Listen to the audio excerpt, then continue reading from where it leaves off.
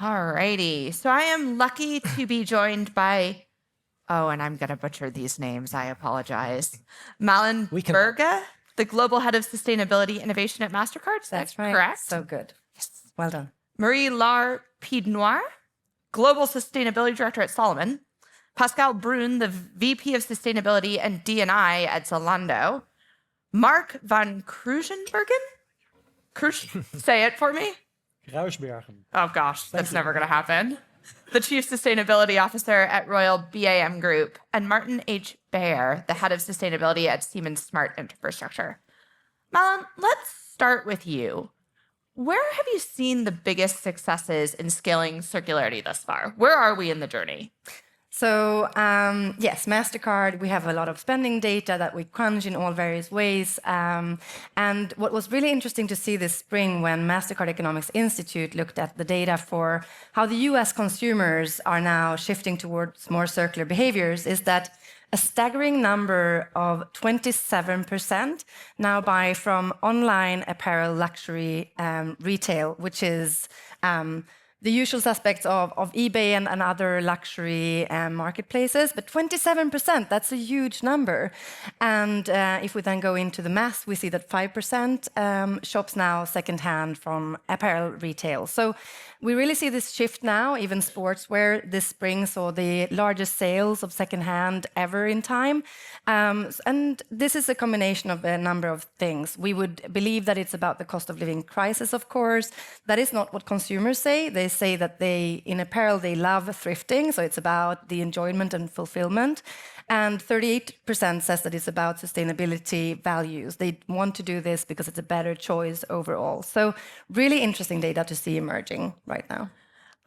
Marie-Laure, how do you see this happening with Salomon? Obviously, you deal with sportswear. Are you seeing a similar narrative? And what does that mean in terms of how you're operating and how you're shifting what you're selling? Well, Can you hear me? Yeah. Well, at Salomon, so we are, maybe to set the scene, we are a global sporting company. We are shaping the future of sports through mountain sports, through innovation since I would say 75 years, for example. And what we see is more, I would say, on the manufacturing side, because we are doing products. This is what we do at core. And we do see that there is demand from consumers. It's mostly on repair and durability of our products, and also recycling, because our portfolio of products is mostly on hiking, winter sports equipment, but also trail running and road running shoes, which are these ones highly consumable, I would say, because when you run with a shoe for 9 months or 1 year, or maybe 1 year and a half, if you're an amateur runner, you need to change shoes for physiological needs or just because of erosion. And this creates a consumable angle to the shoes that we product. And we see that there is request for more repair, definitely, recyclability, and also resolving as a very specific angle of circularity on our product. That said, because we are doing the products and we have facing and technological challenge, the main thing that we see is mostly about recycling technology. That's in footwear specifically, a very big challenge. We are at the beginning of the technologies. We don't have any standards globally for recycling shoes or even designing shoes that are recyclable, even though there are some strides in some companies such as us. But yeah, this is like the main challenge for us. Okay, I want to come back to technologies. And Martin, I want to send that to you. But before I do that, Pascal, obviously you also work in the more consumer goods sector. What are you seeing in terms of trends around circularity, and what does that mean for you? Oh, that's a $1 million question. What do we see? Well, basically, we see it works if the system is thought through from the beginning. I think we have tried in the past to put some circular system into a linear one. And that has been proven to be the wrong way of doing it. Not efficient enough, not profitable enough, and basically putting constraints instead of enabling circularity. So I think what we see is when it's thought through from a system thinking and really thinking new, then we see that this the system will work. So I think we see some better business model, like for example, I mean, the e-commerce, the vintage part. And again, this doesn't come as a sustainability consumer push. It comes because it's more efficient, it's cheaper, and it makes sense. So I think when the circular business model is thought through, not from a sustainability mindset, that's where it becomes efficient. That's where we are business oriented, and that's where scale can happen. Is it not kind of incongruent as a clothing retailer to be pushing secondhand vintage clothing? How does that work in terms of the financial side of what you do? We respond to a business. So and that's once again, if we would have thought about it from a sustainability mindset, well, if you just look at that from a sustainability mindset, well, yes, it makes sense for the planet, but for your business, it doesn't. But if you look at it and build your business with an ROI in mind, with KPIs that will measure performance, then it makes sense. We answer consumer demand at the same time. So Martin, what tools are you seeing that are actually effectively driving circularity? So maybe first a comment. I really appreciate the mix of perspectives that we have in this, because I hear notions and so on. On the one hand, very different domains, but then very similar solutions, I guess. Yeah. When it comes to technology, so Siemens Smart Infrastructure is providing building technology. So lots of the technology you would have in the background here, building automation and so on. And we're also providing grid technology. We spoke about the bottleneck in the grid this morning, so we have solutions for that. While doing all that, we are also driving circularity in terms of making our products and our business more circular. Yeah? And so in that sense, technology is an enabler, of course. And maybe more specifically for products, so technological products that we're selling, I think I would like to open two notions. So one notion is introducing more circular materials, secondary materials in the products that we're building. And the second one, more interesting, maybe also sometimes more complicated, is making products ready for any kind of R model. So, and Marie, I heard from you guys, you built this ease of disassembly into your designs for the index running shoe, I think. And we're doing the same basically on a quite a diverse scale of products that we're selling. And how do you have to change the mindset if you're looking at using circular materials as a starting point? What changes within a business does that necessitate? Well, in the end, circularity, if you think it through, it's really transforming almost everything you do in a business. So secondary materials, that concerns, of course, procurement. That's related to overcoming concerns regarding secondary materials. So materials have to be recertified. You have to prove that they have the same properties as the non-secondary materials. I think that's one thing. And other than that, maybe more interesting, for any circular or larger circular approach, also what you were referring to, Pascal, you need to establish that viable business case. Yeah? So taking the example of refurbished products, yes, you might have less cost due to not having the complete production of that product, but you will have more cost because of reverse logistics, testing, grading, repairing, refurbishing. And you have to find the sweet spots, I think, in your portfolio to find the good spots to start in, I think, yeah. Because these transformations for larger companies, it's not like from today, tomorrow, 0 to 100%. It's really a step-by-step journey, I would say. Mark, when you're thinking about this from a construction perspective, what different capabilities do you need as a business to be able to engage in circularity? What does that look like for you? Well, I think if you bear in mind, so we heard a lot about, let's say, fast-moving consumer goods. And basically what we do is not moving long-term assets that we construct. And if you think about that, if you want to become circular, there's basically two things you have to do and build your capabilities around that. And that is, if we want to construct something now and we want to use, let's say, reuse products that come out of, let's say, existing objects, we have to bear in mind that the stuff that we demolish now was constructed and designed 20, 30, 40, 50 years ago, and it was definitely not designed to be reused at some point in time. So you need to basically source these products in order to get going. And sometimes that is a challenge. Sometimes there is interesting opportunities. We constructed a certain transfer gate here at Schiphol Airport, and it was constructed from basically 3 office buildings and 3 freight buildings that were taken down because they got a different purpose. We took out basically all sorts of products and rebuilt completely. Another example of that is actually here in Amsterdam. It's the old prison area, Bijlmer-Bijes. Dutch people will know what it is about. It used to be one of the biggest prisons in the Netherlands. Has been completely developed. And a lot of the old prison has been used in basically building a new residential environment. So you need to get people to think about how can we actually extract goods out of existing infrastructure and reuse it. And it's happening, it's slowly, but there is a lot of good examples.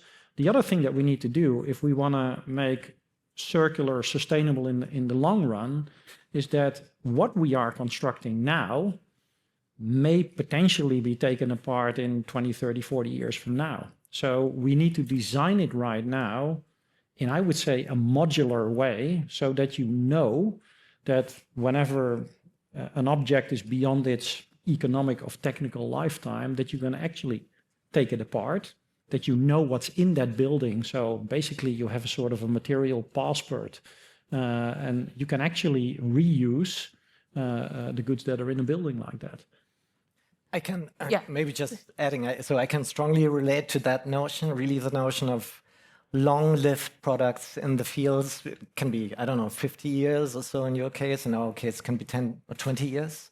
And it's really that notion of designing today to make products circular ready for whichever R model will be applied then in the end. Yeah. I think what's very interesting listening to all of you is that there seems to be general appetite amongst most consumers that it's fine to have things that are circular. It's fine to use things that are vintage, to have things that are secondhand. How do you need to change your leadership mindset as companies? And I think this applies to all of you, to invest in the tools that allow you to use circular materials and ensure that what you are creating can be reused 5, 10, 15, 20 years down the road? Who wants to field that question? We talk a lot about business cases, and I think at the end of the day, this works. If you find let's say, a value chain that is all going for the same thing. And in our case, that means that you're going to look for the customers that are appreciating this and actually are looking for a circular solution. And if you do so, then ultimately that business case is not necessarily complicated, and you see that leaders actually step up and say, "Hey, this can be done." And it cannot be done with every single client, but there are many examples. ABN AMRO, Dutch bank, is currently they're going to move to a new head office, which is not a new head office. It's 70,000 square meters of an existing office, more or less stripped. With the whole structure remaining there. And I was there, and actually, the panels on this building, I think it's 80s-like. To be honest, I'm not sure somebody of ABN AMRO, but I think it looks a little old. The typical thing would be to take it away and put something modern on it. That's not what we did. We kept it. We're extending the building with 30,000 square meters, all in timber in a modular way. And we copied these panels in some sort of bio product to basically replicate what is there. So they're going to get a fancy new building, but 70% of it is basically reusing an existing building, and it's being made a lot more sustainable. And the client wants it, and BAM is constructing it for them. But that seems a little bit more like you can respond to demand because of the sector that you work in. For all of you, you might need to actually build the processes before you can provide and respond to demand. Is that right? Yeah, I think that's what I was relating to. I mean, when it comes to rethink the system, we are all, this morning we talked a lot about narrative as well, how we build the narrative. I think we need to also rethink how to call it circularity. I think it has a connotation of not really business growth, and I think we need to rethink about it. I think I will rather call it, if I need to engage with my leadership, I call it as business opportunity, business efficiencies. That's what circularity is about. Ultimately, it's to remake a system which is have less waste, less resources used. Well, all of that, if you add on, well, it creates a business case which is quite appealing. So let's call it business opportunities rather than circularity.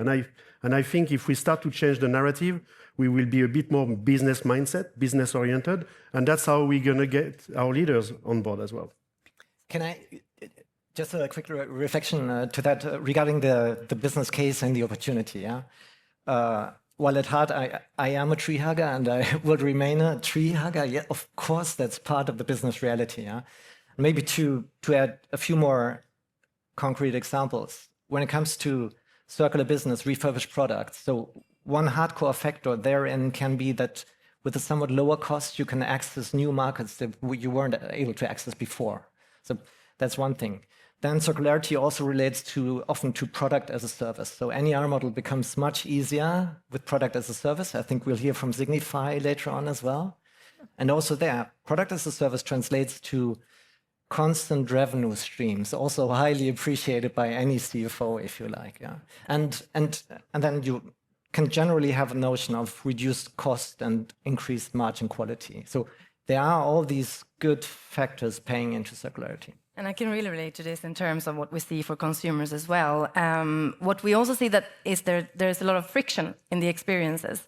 So providing two examples of what drives the business case and one which is about the methodology that we use to kind of accelerate and drive this change. So we help a number of locations with bottle return schemes or deposit return schemes. One of the locations is Blenheim Palace in the UK. They had a massive problem with single-use plastics on their site.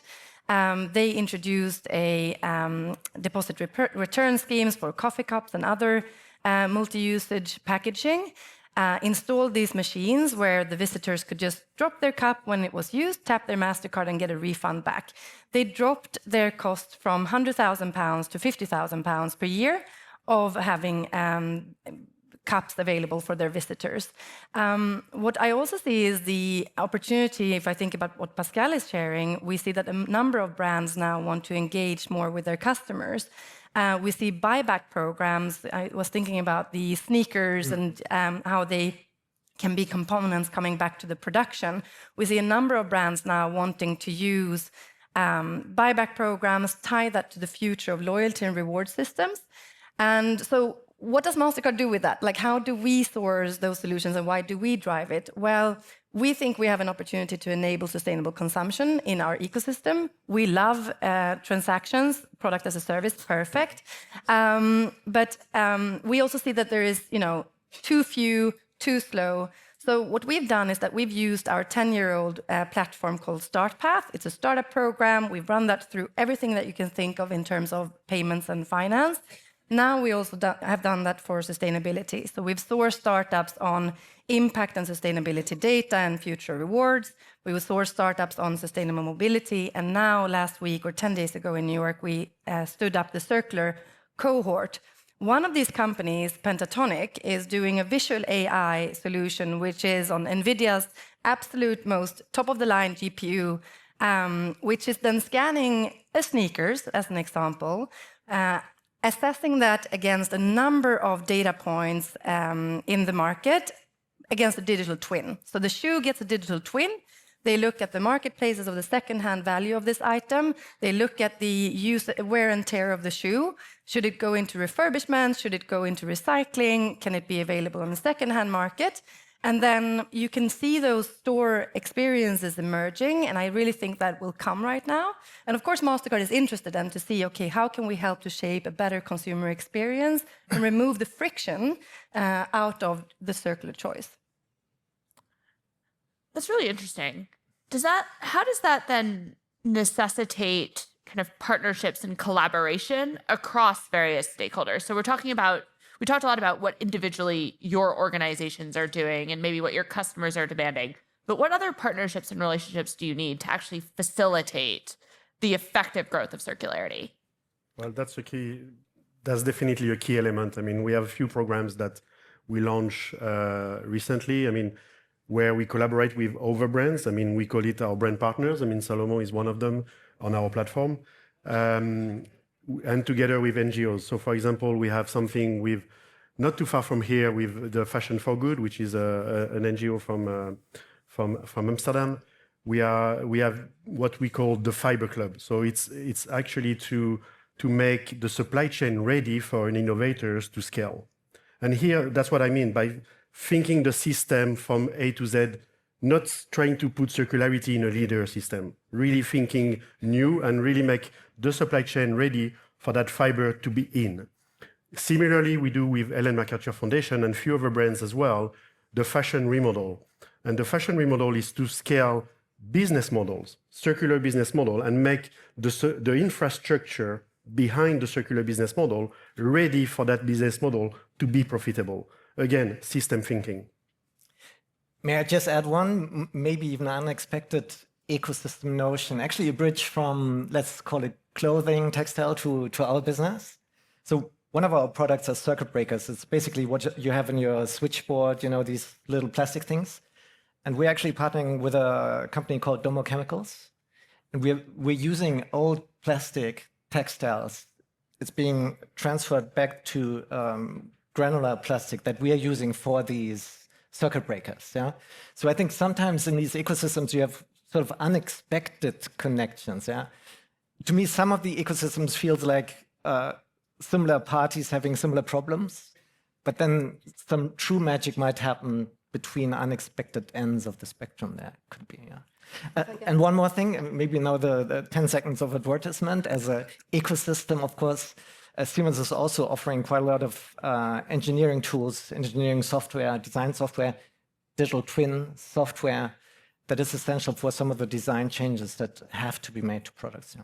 So there's a really interesting question on the screen. And Marie, how do I say the second part of your name? Marie-Laure. Laure. That's the word. We can't make that sound in an American accent, but I will try. How do you deal with corporate budgeting? If you're thinking about many companies buying equipment for 5 years rather than paying an annual service fee, when you think about how you invest as a business in a circular economy, what do you do? How do you think about that? Well, I think at Salomon, the main learning we had from our index line, so that's actually a fully recyclable shoe line that we developed in 2021. What the learning we had is that it was actually a very innovative concept, and actually we didn't manage to scale it the way we wanted. It was like running performance, very focused. And relating to the budgeting question, we ask ourselves, okay, what's the learning from that? The consumers are not taking back the products as we want. It's very specific, not like full performance for elite runners. It's in between like daily training and this kind of thing. So that was kind of a positioning problem. And we basically looked at the range we have globally at Salomon, and we decided that we were going to be moving this technology into a broader range that's going to be launched next year, which has a massive number of shoes on the market. So it's going to be having more impact. And the budgeting was really about that, you know, how we can scale the solution, this TPU-based foam that we developed that's fully circular, into this new range of shoe, and how we can scale it up with our suppliers. Can they scale the machines, the machinery behind that to be able to produce mass scale this kind of a shoe? So that's one thing. And I think one other thing I would say a bit on the side about corporate budgeting is that relating to what are the key topics, you know, we should activate at leadership level. It's Of course, on technology, scaling technology, collectivity, and I would say structural or systemic collaboration within industry. But it's also about the global narrative. For example, at Salomon, we are a sporting good industry. We inspire through mountain sports, and we put people in the outdoors. And so there's a big amount of money that we decided to put into our brand platform to push the right message. About you can unleash the best in people through mountain sports, and we have completely reshaped our purpose, our raison d'être in French, and our brand platform messaging to really streamline to what would be the most impactful message that we can bring to our users and to our athletes. And this is super important, not only at brand level, how you budget that messaging and you kind of redirect your advertising or marketing expenses to that kind of impactful message, and how then you can also create the right partnerships to spread that message around the ecosystem, be it like sports ecosystem, partners like Zalando, etc., etc. I imagine the messaging climate change will get rid of snow, and if you want to buy these ski boots, you can't ski if there's no snow, would be a pretty impactful message. That's the kind of problem we have, yeah. Definitely. The logic is strong. Yeah. Mark, when you're thinking about budgeting and the different types of materials you might be able to use, the different buildings you're retrofitting, how do you deal with kind of building stocks of materials for construction, thinking about balancing the circularity piece of the puzzle?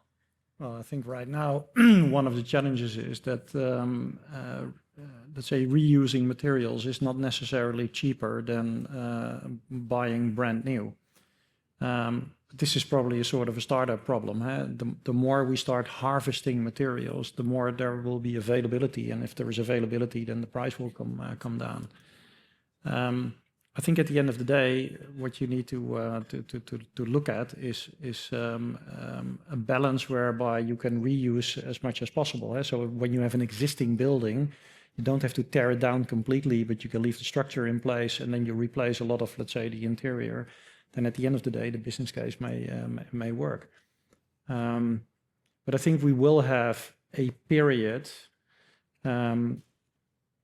whereby, let's say, reusing material is probably not necessarily cheaper than taking new ones. And then you really have to find clients that are willing to go the extra mile because of their beliefs or because of their regulations they're under, willing to make such an investment. But it will come. Let me ask you one question, then I do want to turn to regulation. But what are the trade-offs in terms of other types of efficiency? So, I don't know, heating efficiency, for instance, when you're building from an existing building, you're doing a retrofit rather than tearing down and starting again. Are there trade-offs? Are there kind of compromises you have to make where you might not be able to put in the most efficient systems because you're reusing material? Yeah, I think what you typically see is that a lot of the installations in such a building are being stripped out because they are simply that old and that inefficient that doesn't make any sense to reuse them. So that is probably being replaced with new stuff. I think if you look at the insulation of a building, so when you take an old building, it's typically not that well insulated. So that's probably one of the things that you need to replace in order to make it up to standard. But there's also a lot in a building. There's a lot of concrete going into a building. There's a lot of steel going into a building, which if you don't have to take it out and reuse it, why not? So it's finding that balance, I think. All right. They're telling me I only have a minute left, but regulation, does it facilitate growth and circularity, or does it hinder it, or does it do both? It facilitates as long as it's not too fragmented. At least for internationally operating companies, we are operating in 190 countries, I think is the number. And yeah, even within Europe, if you look at the re-regulation, we have different national interpretations of it, implementations of it. So I would say yes, it's creating positive momentum. Would be good if it would be more harmonized. I know it's a big ask, but would help. I would just echo the harmonization. I think one more element on regulation is it has to enable business. And I think it has often be perceived as putting limit, putting brake, putting requirement, minimum standard, and so on. Instead, we need to also think new there and enable business. I mean, it has to enable business. We talked about the EV in China a bit earlier this morning. Well, regulation there has enabled that to happen, which we don't see happening in Europe. If I could just end on a positive note, I would say what will enable circularity from a consumer perspective, which is on the rise now, which I would invite everyone in the room to get more familiar with, it is the rise of agentic commerce. Agents will be able to help us with our shopping within the next few months. It's here, it's coming now, the technology is ready, we are building the infrastructure around trust and security so consumers can do that. But if you think about the data points that we've seen, why consumers aren't making sustainable choices is about it's too time consuming, it's not convenient, it's too expensive. There are 480 sustainability measurements and metrics. I can't comprehend all of that, but an agent can. So agentic commerce is on the rise. I think it will enable the growth of circular commerce, and I invite everyone in the room to test it out before end of year. That sounds great. Someone wants to make my choices for me about what to wear. That's brilliant. Thank you all so much. This has been such an interesting, diverse set of perspectives. And now we're going to do a couple of case studies where we learn how to put this into action. So thank you. Thank you.